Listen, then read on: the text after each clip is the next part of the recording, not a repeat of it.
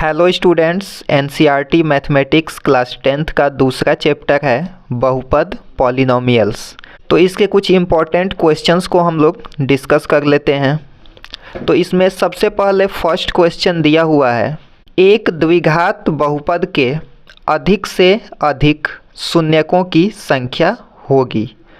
तो द्विघात बहुपद के अधिक से अधिक केवल 2 शून्यक हो सकते हैं। तो इसका आंसर होता है हमारा 2। ये बहुविकल्पी प्रश्न है, तो इसका हम 2 आंसर टिक करेंगे। इसके बाद नेक्स्ट है हमारा, चित्र में प्रदर्शित बहुपद के ग्राफ के आधार पर बहुपद के शून्यक होंगे। तो यहाँ पे हमारा फिगर दिया हुआ है, इसको देख करके हमें बताना है कि इसके कितने शून्यक हैं। तो शून्यकों की संख्या जो होती है वो एक्स अक्ष पे हमारा ग्राफ कितनी बार इंटरसेक्ट कर रहा है, इसको देख करके डिसाइड किया जाता है। तो ये हमारा फंक्शन का ग्राफ है, ये हम यहाँ पे देख सकते हैं। एक बार ये एक्स अक्ष को यहाँ पे इंटरसेक्ट किया, वापस से एक बार यहाँ पे इंटरसेक्ट करेगा और अगेन एक बार यहाँ पे और फिर से यहाँ पे एक बार इंटरसेक्ट कर रहा है। तो इस बहुपद के शून्यक हमारे होंगे 4। तो यहाँ पे शून्यकों की संख्या हमारी हो जाएगी 4। ये हमारा आंसर हो जाएगा। नेक्स्ट क्वेश्चन है हमारा कि किसी द्विघात बहुपद ax² plus bx plus c के मूलों का योग है। तो मूलों का जो योग होता है वो होता है हमारा -b डिवाइडेड बाई a।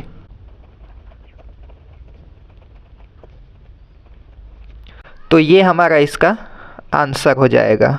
अगर मूलों का गुणनफल पूछे तो वो होता है हमारा c डिवाइडेड बाई a। इसके बाद नेक्स्ट क्वेश्चन दिया हुआ है हमारा, यदि px equal to x² plus 1 और qx equal to 2x minus 1 हो तो px इंटू qx की घात ज्ञात कीजिए।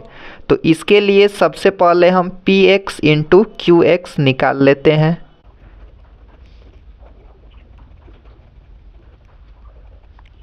x² का जब हम 2x में मल्टीप्लाई करेंगे तो ये आएगा हमारा 2x³ और x² का -1 में मल्टीप्लाई होगा तो होगा -x² और 1 का 2x में मल्टीप्लाई होगा तो होगा 2x और 1 का -1 में मल्टीप्लाई होगा तो होगा -1।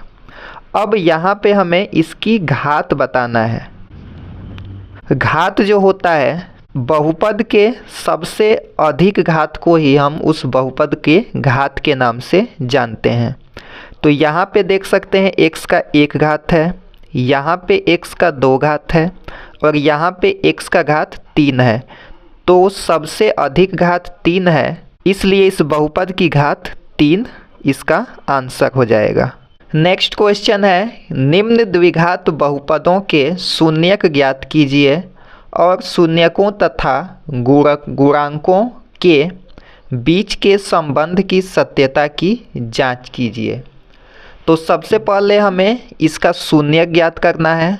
शून्यक ज्ञात करने के लिए हमें इस बहुपद को 0 के बराबर रखना पड़ेगा। तो ये हमारा हो जाएगा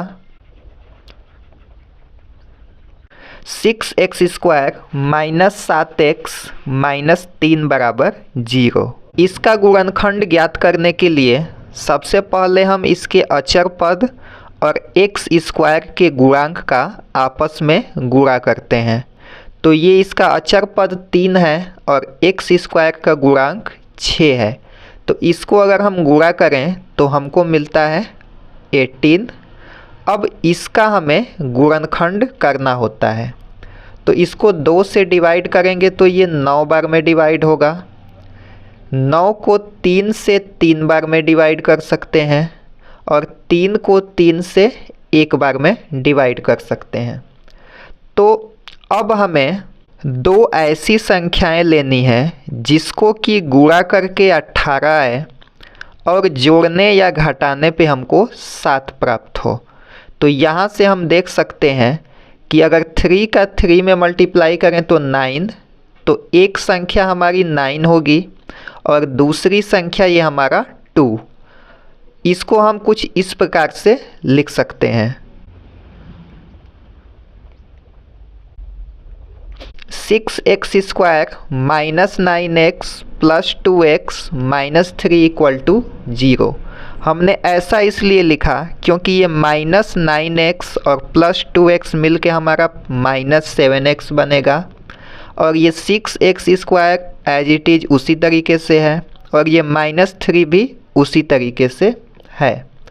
अब इसके बाद हम क्या करेंगे कि इसमें से हमें 3x कॉमन कर सकते हैं। तो अगर 3x को कॉमन निकालें तो यहाँ पे हमारा बचेगा 2x माइनस 3 और यहाँ से हम प्लस 1 को कॉमन कर सकते हैं तो ये बचेगा 2x माइनस 3 इक्वल टू 0। अब हम यहाँ से क्या कर सकते हैं कि 2x माइनस 3 को हम एक बार लिखेंगे और अगले टर्म में हम लिखेंगे 3x minus 1, 3x minus 1 equal to 0। तो यहाँ 2x माइनस 3 इक्वल टू 0 और दूसरा 3x माइनस 1 इक्वल टू 0।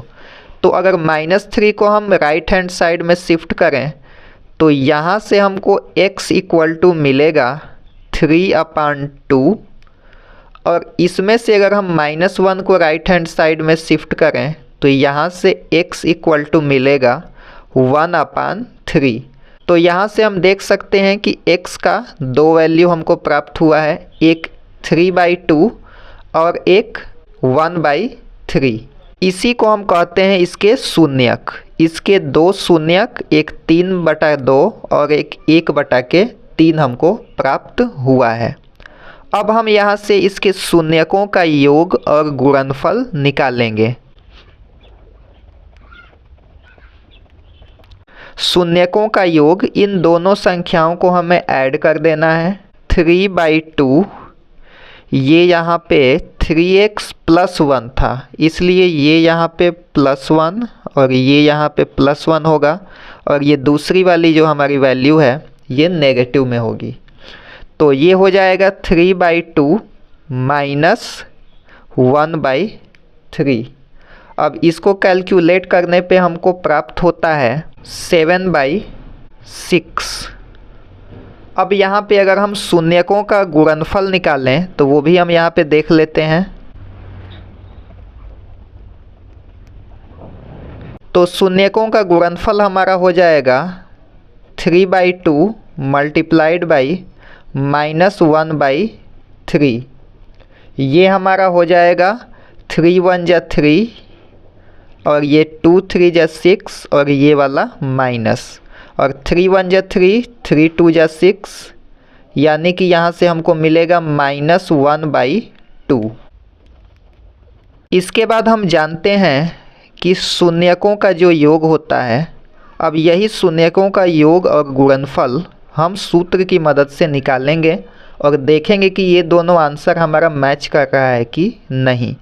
तो शून्यकों का योग का जो हमारा सूत्र होता है वो होता है -b/a। तो अब यहाँ पे -b हम देख लेते हैं, ये है हमारा b और इसमें ऑलरेडी एक माइनस लगा हुआ है। तो जब हम यहाँ पे अगेन उसको माइनस से मल्टीप्लाई करेंगे तो वो हो जाएगा हमारा प्लस और इसके बाद a है हमारा ये 6, तो ये हो जाएगा हमारा 7/6। अब यहाँ पे देख सकते हैं कि ये वाली वैल्यू और ये वाली वैल्यू दोनों हमारा सेम है। अब यहाँ पे हम शून्यकों का गुणनफल भी सूत्र की मदद से निकाल लेते हैं। शून्यकों का गुणनफल जो होता है वो होता है c/a। तो यहाँ पे हमारा c दिया हुआ है -3, उसके बाद हमारा a है 6। तो अगर इसको हम 3 से डिवाइड करें तो ये हमारा मिलेगा -1/3। 2। इसलिए हम कह सकते हैं कि बहुपदों के गुणांकों तथा शून्यकों में संबंधों की पुष्टि होती है।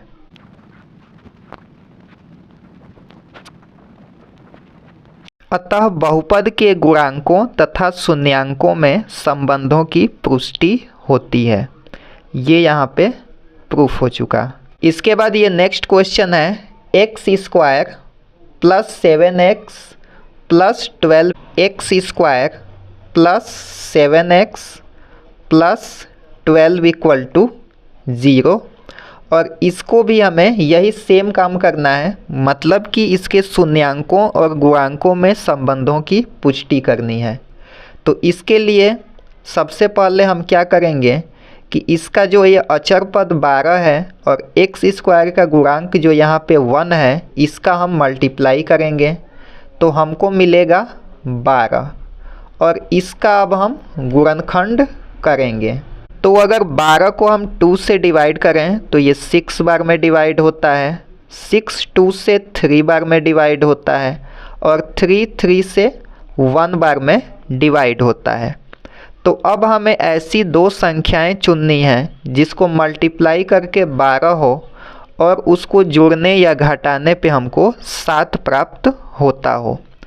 तो यहाँ से हम देख सकते हैं 2 2 जा 4 और 3, 4 और 3 को मल्टीप्लाई करने पे हमें 12 मिलता है और 4 और 3 को अगर ऐड करें तो हमको 7 भी मिलेगा।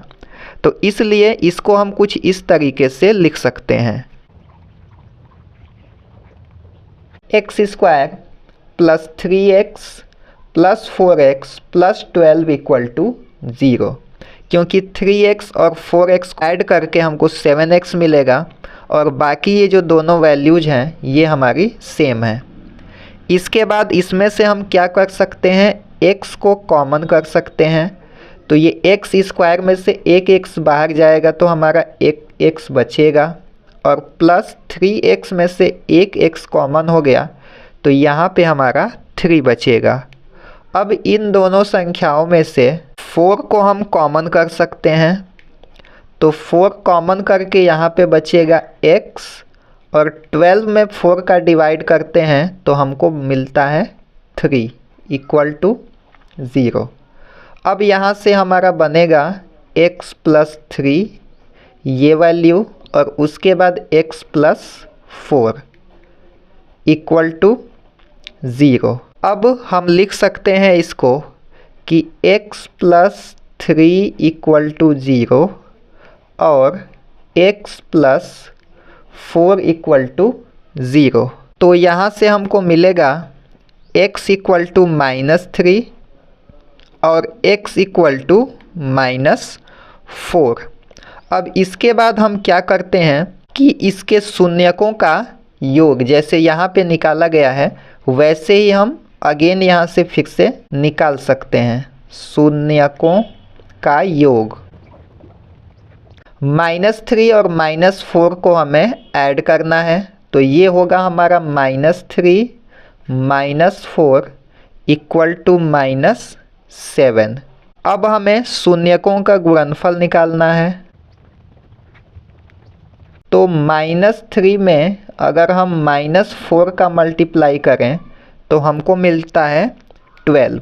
अब यही चीज़ हम सूत्र की मदद से निकालेंगे। तो शून्यकों का जो योग हमारा होता है वो होता है -b डिवाइडेड बाई a। तो इसमें हमारा b है 7 तो यहाँ पे -b को लिखेंगे -7 डिवाइडेड बाई a मतलब कि 1। अब यहाँ पे हम लिखेंगे शून्यकों का गुणनफल। तो शून्यकों का गुणनफल हमारा होता है c बाई a। तो यहाँ पे c है हमारा 12 और a है हमारा 1। अब हम यहाँ पे देख सकते हैं कि ये शून्यकों का योग -7 और ये -7 बाई 1 ये दोनों हमारा सेम है। वैसे ही ये 12 और ये 12 बाई 1 ये भी हमारा सेम है। तो इसलिए हम कह सकते हैं कि बहुपद के गुणांकों तथा शून्यांकों में संबंधों की पुष्टि होती है। तो इसको हमें लिख लेना है और ये क्वेश्चन हमारा प्रूफ हो जाएगा। ये हमारा प्रूफ हो चुका है। इसके बाद नेक्स्ट क्वेश्चन है कि एक द्विघात बहुपद ज्ञात कीजिए जिनके शून्यकों का योग तथा गुणनफल क्रमशः दी गई संख्याएं हैं। तो यहाँ पे शून्यकों का योग √2 है और उनका गुणनफल 1/3 है। तो इसको हम लोग सॉल्व कर लेते हैं। तो सबसे पहले द्विघात बहुपद ज्ञात करने का जो हमारा सूत्र होता है उसको हम यहाँ पे लिख लेते हैं। x² माइनस मूलों या शून्यकों का योग x प्लस शून्यकों का गुणनफल = 0। तो यहाँ पे हमारा हो जाएगा x² माइनस मूलों का योग या शून्यकों का योग। तो ये पहली संख्या जो है शून्यकों का योग है, तो यहाँ पे हम लिखेंगे √2, उसके बाद प्लस इसमें x लगाएंगे, यहाँ पे x प्लस शून्यकों का गुणनफल। शून्यकों का गुणनफल है यहाँ पे 1/3 = 0।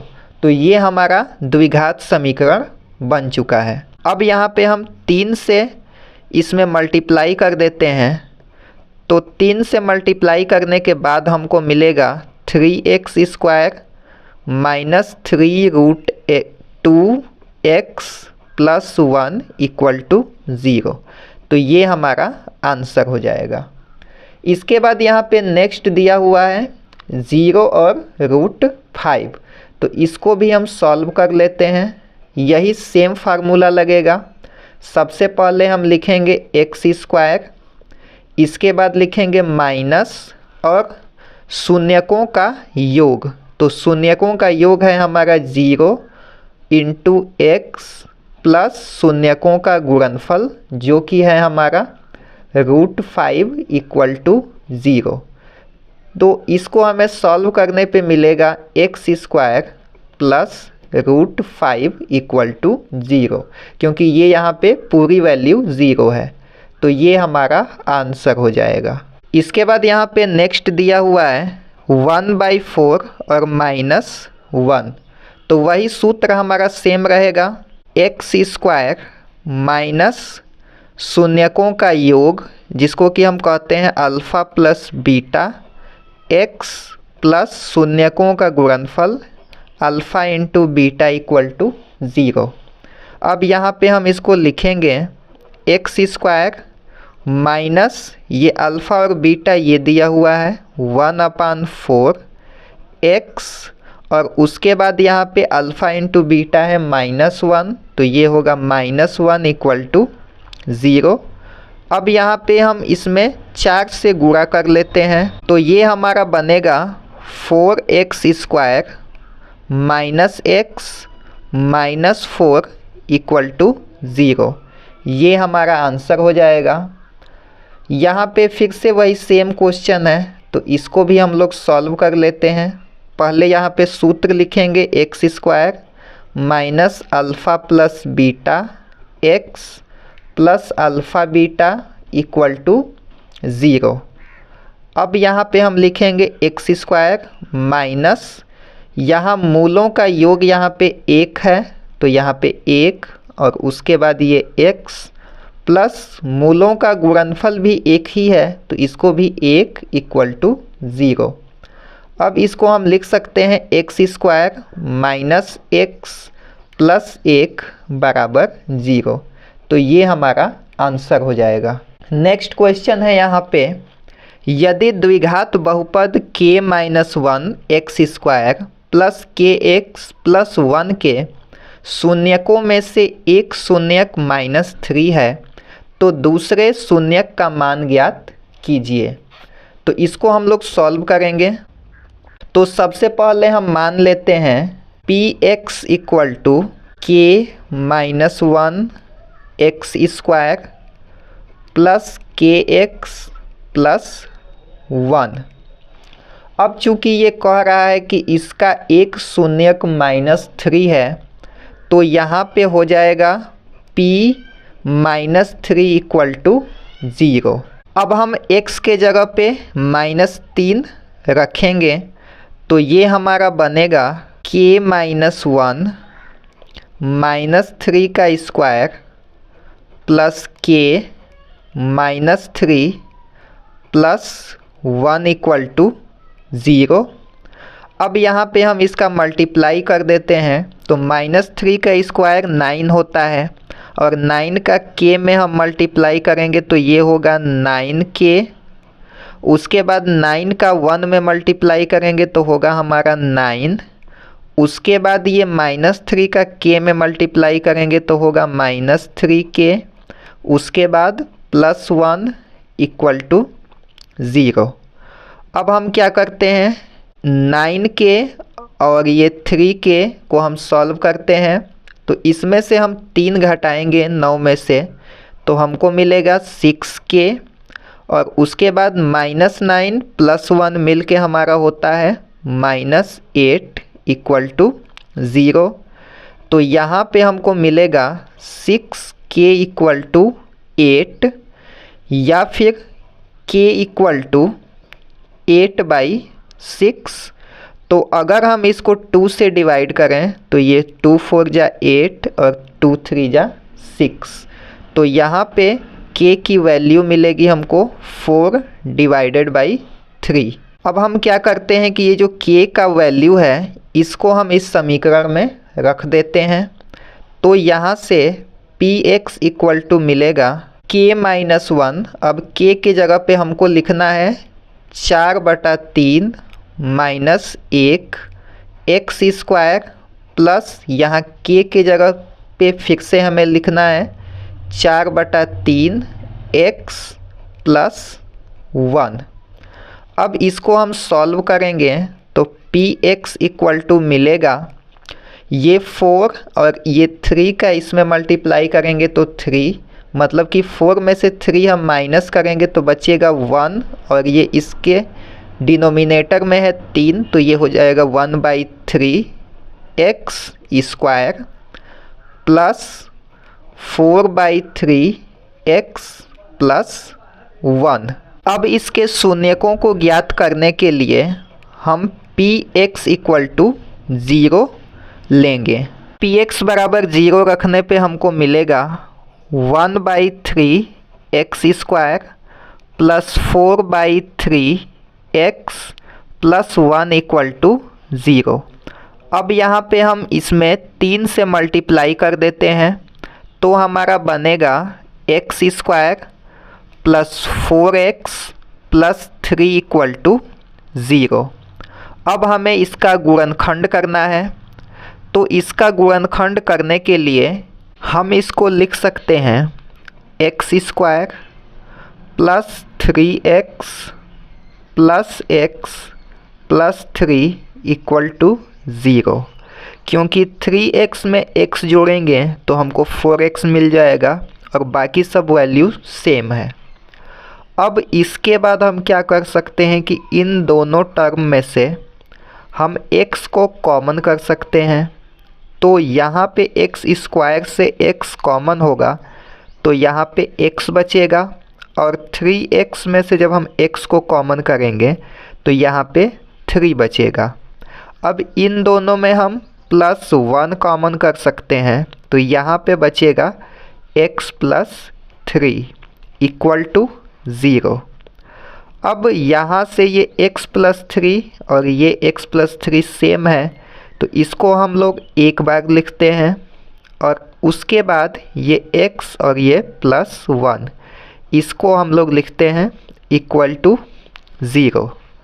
अब इसके बाद हम लिख सकते हैं x प्लस 3 इक्वल टू 0 और x प्लस 1 इक्वल टू 0। अब यहाँ से हमारा x इक्वल टू होगा -3 और इस x प्लस 1 इक्वल टू 0 में जब हम +1 को राइट हैंड साइड में शिफ्ट करेंगे तो x इक्वल टू होगा हमारा -1।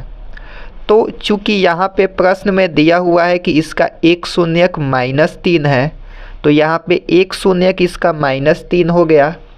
तो दूसरा शून्यक ज्ञात करना है, तो इसका दूसरा शून्यक हमारा -1 बचता है। तो इसको हम लिखेंगे, अतः इसका दूसरा शून्यक -1 है।